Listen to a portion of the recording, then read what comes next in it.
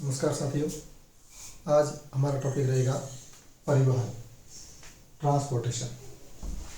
हम देखते हैं कि हमारे दैनिक जीवन में कई वस्तुएं हमें चाहिए होती है। जैसे अगर सुबह से हम देखें कि हमें दंत मंजन चाहिए, साबुन चाहिए, तेल चाहिए या और भी बहुत सारी खाद्य सामग्री भी हमें चाहिए होती है। तो ये जो वस्तुएं हैं हमें कहाँ से मिलती है? ये वस्तुएं हम बाज़ार से लाते हैं, मार्केट से लाते हैं। और मार्केट में ये वस्तुएं कहाँ से आती है? मार्केट में ये वस्तुएं आती है उत्पादन जो केंद्र होते हैं, प्रोडक्शन जो सेंटर होते हैं, वहाँ से। ये उत्पादन केंद्र खेत हो सकते हैं, ये कारखाने हो सकते हैं। खेत हो सकते हैं या कारखाने हो सकते हैं। ये जो है ये है उत्पादन केंद्र। उत्पादन केंद्र होते हैं प्रोडक्शन सेंटर। प्रोडक्शन सेंटर से वस्तुएं जो होती है वो मार्केट में लाई जाती है, बाज़ार में लाई जाती है और यहाँ से फिर जो उपभोक्ता होते हैं, जो कस्टमर है, वो यहाँ से वस्तुओं को खरीदते हैं। तो ये जो वस्तुएं थी, ये जो वस्तुएं जिनका उत्पादन यहाँ पर हुआ है, ये जो वस्तुएं हैं, इन वस्तुओं का जो उत्पादन हुआ है यहाँ पर, ये यहाँ से यहाँ कैसे पहुँचती है?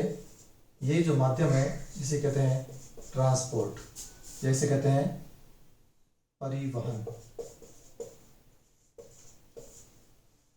तो परिवहन जो है, परिवहन ये वो माध्यम है जिसके द्वारा जो वस्तुएं हैं वो उत्पादन केंद्र से मार्केट, बाजार तक पहुंचती है। तो बाजार में हम जो उपभोक्ता होता है वो उन वस्तुओं को खरीद लेता है और फिर वो अपने जीवन में इसको काम में लेता है। तो ये जो माध्यम है ये कहलाता है ट्रांसपोर्ट। और ये ट्रांसपोर्ट जो है, परिवहन जो है, परिवहन कितने प्रकार का होता है ये अगर देखें तो परिवहन है, परिवहन के जो साधन होते हैं वो है 3 प्रकार के। परिवहन के साधन, परिवहन के जो साधन है या इसे कह सकते हैं mode of transport. Mode of transport ये 3 प्रकार का। पहला हम देख सकते हैं स्थलीय, दूसरा जल परिवहन और तीसरा वायु परिवहन। ये हो गया लैंड ट्रांसपोर्ट, ये हो गया वाटर ट्रांसपोर्ट, ये हो गया एयर ट्रांसपोर्ट। 3 प्रकार के हम परिवहन देख सकते हैं। और इसे फिर हम आगे और विभाजित करें तो जो स्थल है ये भी 3 प्रकार से हो सकता है। कैसे? पहला जो है सड़क परिवहन, सड़कों के द्वारा जो परिवहन होता है, जो वस्तुएं एक जगह से दूसरी जगह ले जाई जाती है, वो सड़क परिवहन। दूसरा जो है रेलवे, रेलवे के द्वारा परिवहन होता है। और तीसरा है पाइपलाइन। जो द्रव पदार्थ हैं या गैस, इनको एक जगह से दूसरी जगह अगर ले जाना है तो हम पाइपलाइन के माध्यम से इनका परिवहन कर सकते हैं। जल देखें, जल परिवहन ये भी 2 प्रकार का। एक होता है अंतःस्थलीय, अंतःस्थलीय inland transport, inland water transport. जैसे नदियाँ होती है, नदियाँ हैं, नहरें हैं, इनके द्वारा, नौकायन के द्वारा हम जो है वस्तुओं को एक जगह से दूसरी जगह ले जा सकते हैं। दूसरा जो है वो है सागरीय,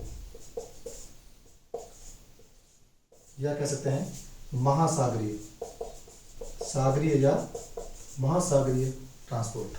महासागरीय जो होते हैं, सी रूट्स जो होते हैं, एक कंट्री जो है, एक देश है, वस्तुओं का जो आयात निर्यात करते हैं वो इस मार्ग के द्वारा, इस ट्रांसपोर्ट के द्वारा करते हैं। तीसरा है वायु। वायु की अगर बात करें तो ये भी 2 प्रकार का। एक हो जाएगा राष्ट्रीय, नेशनल, और दूसरा हो जाएगा अंतर्राष्ट्रीय, इंटरनेशनल। देश के अगर अंदर ही ट्रांसपोर्ट हो रहा है एक शहर से दूसरे शहर के बीच में तो इसे कहेंगे राष्ट्रीय परिवहन, नेशनल ट्रांसपोर्ट। और यदि एक देश से दूसरे देश के बीच में यदि ट्रांसपोर्ट हो रहा है तो इसे हम कहेंगे अंतर्राष्ट्रीय या इंटरनेशनल ट्रांसपोर्ट। तो ये बात है अभी ट्रांसपोर्ट की। ट्रांसपोर्ट जो है, क्यों जरूरत पड़ती है ट्रांसपोर्ट की? कि जो वस्तुएं होती है जिनका उत्पादन हो रहा है, उन उत्पादन केंद्रों से, उन प्रोडक्शन सेंटर से मार्केट तक, बाजार तक ले जाने के लिए हमें जिन साधनों की जरूरत पड़ती है, जिन माध्यम की जरूरत पड़ती है, वो है परिवहन या ट्रांसपोर्ट। और ये जो मार्केट है, बाजार, यहाँ से जो उपभोक्ता है, जो कस्टमर है, मतलब अपन, हम जो है वो वस्तुएं लेते हैं।